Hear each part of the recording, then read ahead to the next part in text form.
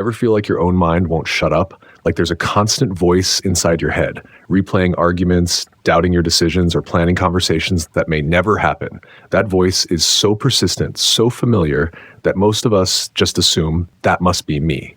Here's the surprising truth. You are not the voice in your head. You are the one listening to it. And once you grasp that, something changes, something big. You start to see that the endless chatter isn't who you are. It's just noise.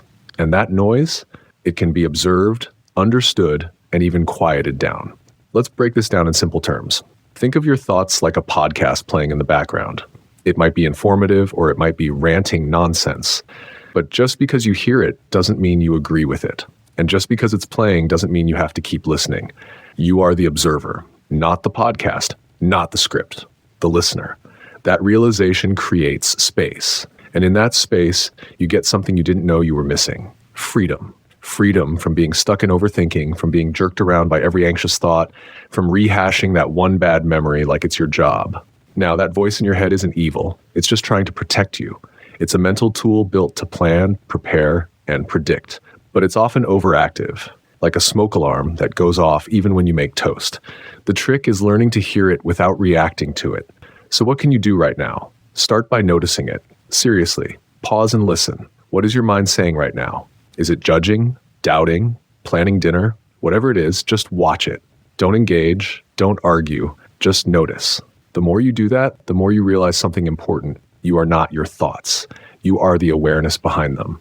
And that's the whole idea. If you can hear the voice, then clearly you're not the voice. You're something deeper, more stable, more free.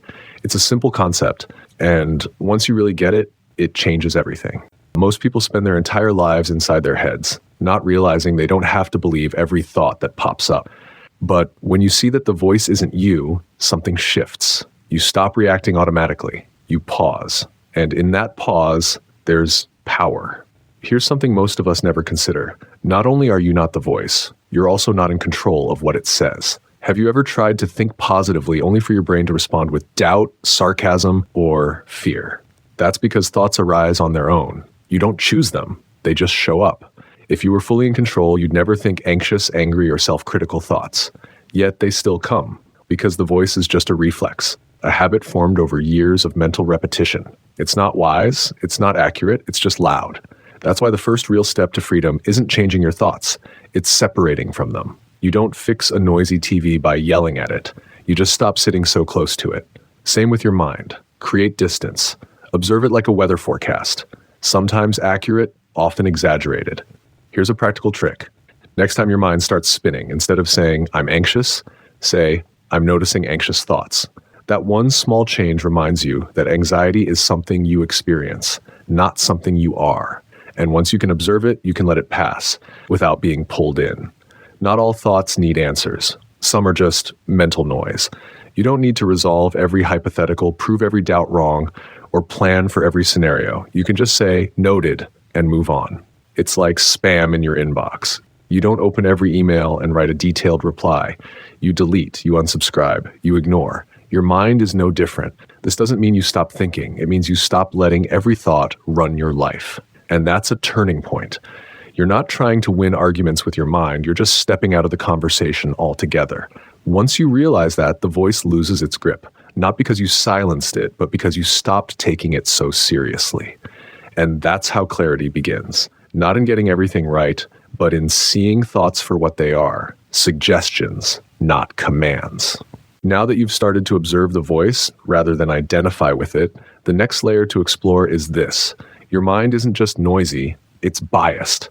Most of us assume our thoughts are logical or helpful, but the truth is the brain is wired for survival, not truth or happiness. It overestimates danger, focuses on what's missing, and highlights the negative. This negativity bias helped our ancestors stay alert to threats, but in everyday life it keeps us stuck in worry, comparison, and fear. You get 10 compliments and 1 piece of criticism. Which one do you replay all day? Exactly. That's not you being dramatic.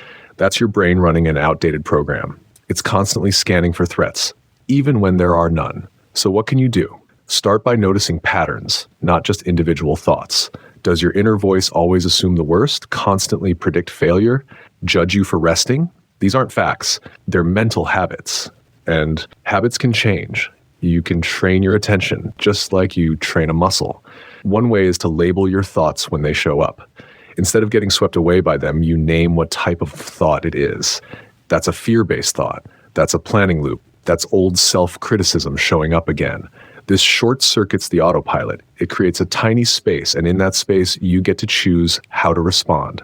You don't have to fix every thought. You just have to stop following all of them. A helpful mental question is this useful right now?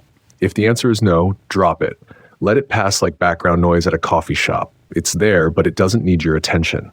Most of your stress doesn't come from life. It comes from your mental commentary about life. You spill coffee, the mind says, I'm so clumsy. You miss a call, the mind says, I'm unreliable.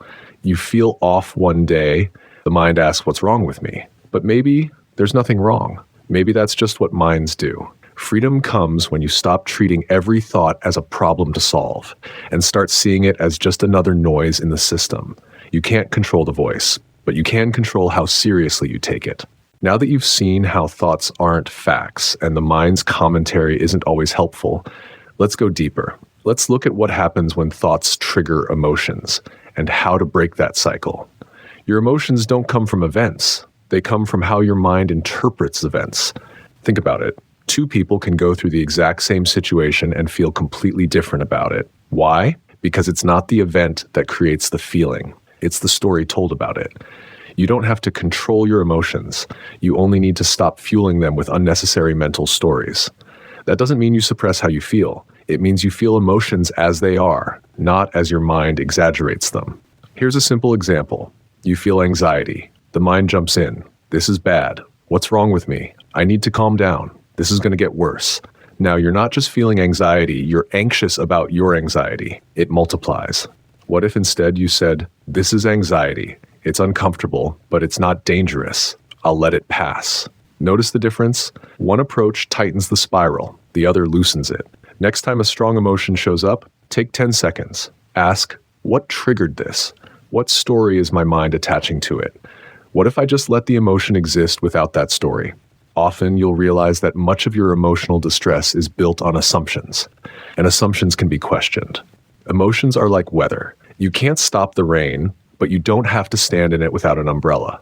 Awareness is your umbrella. It doesn't stop the feeling, but it keeps you from being drenched by it. So the new habit isn't emotional control, it's emotional awareness without reaction. You're not avoiding, fixing, or rushing. You're just letting emotions move through without adding fuel.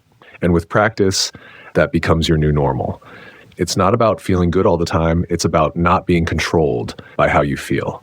That's the real shift, and it changes how you live.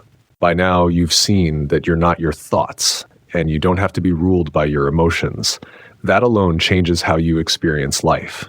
But there's one more layer to this, the need for control, and how it quietly fuels stress, frustration, and burnout.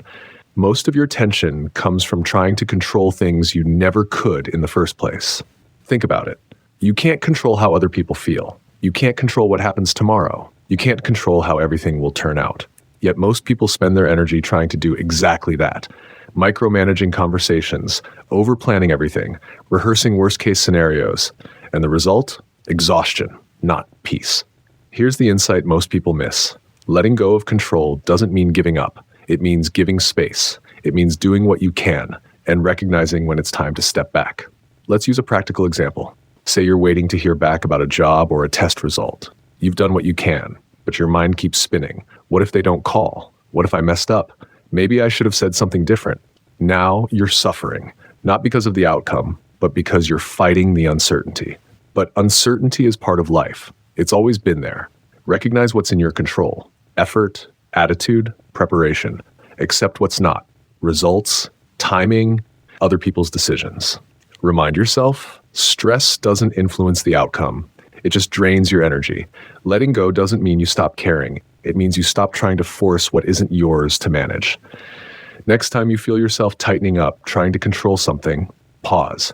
Ask, what am I trying to control here? Is it truly within my influence? If not, can I let it be just for now? And then do just that.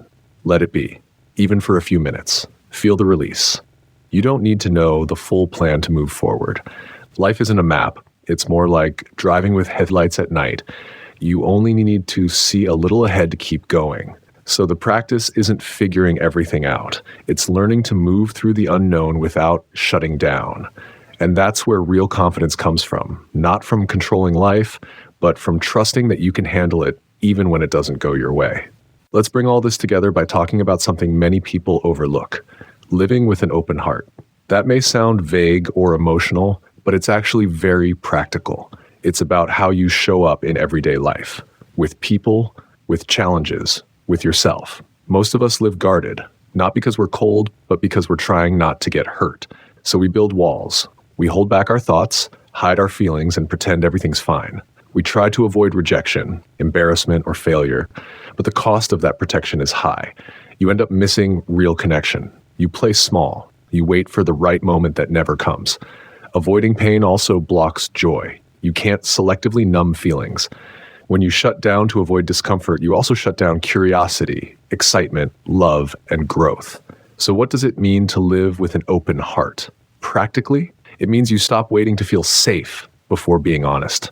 It means you take small emotional risks, telling the truth, being yourself, even when it's uncomfortable. Start small. Say how you really feel, even if it's just, "I don't know," or "I need a minute." Tell someone what they mean to you without waiting for a perfect moment. Show up to something new without knowing exactly how it'll go. This isn't about being dramatic or overly vulnerable. It's about being real, letting people see who you are instead of who you think you're supposed to be. The fear of being seen is often worse than actually being seen. Most of the time, when you're honest, people don't reject you. They connect with you. And even if they don't, you're still stronger for showing up as yourself. Instead of asking, "What's the safest choice?" try asking, "What's the most honest thing I can say or do right now?" You don't have to do it perfectly. You just have to be willing to stay open, especially when it's uncomfortable, because openness is how you grow. It's how you heal. It's how you build a life that feels real. Living with an open heart isn't a one-time decision. It's a daily practice. Some days will feel easier, others will feel hard. That's normal. But each time you choose openness over avoidance, you get stronger. And with enough practice, it starts to feel less like risk and more like freedom. Now that you've seen what it means to observe your thoughts, let go of emotional baggage, release control, and live with an open heart, what's next? Freedom isn't something you wait for. It's something you practice every day, not in big dramatic moments, but in small, quiet choices. Not reacting to every anxious thought, letting an emotion pass without judgment, saying what you mean instead of what you think others want to hear. Trusting the process when you don't have all the answers. Most people wait. They wait for the perfect moment to start changing. They wait to feel less afraid, less overwhelmed, more ready. But here's the truth. You don't need to feel ready to start. You just need to start. Because readiness often shows up after action, not before. Clarity comes from doing, not just thinking. Peace comes from letting go, not from getting it all figured out. Confidence comes from showing up, even when it's hard. So, what do you do with everything you've learned? You practice.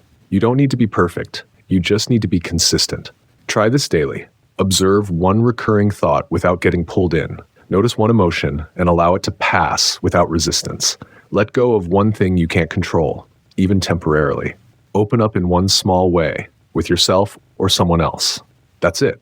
4 small actions. Done regularly, they'll shift how you experience life.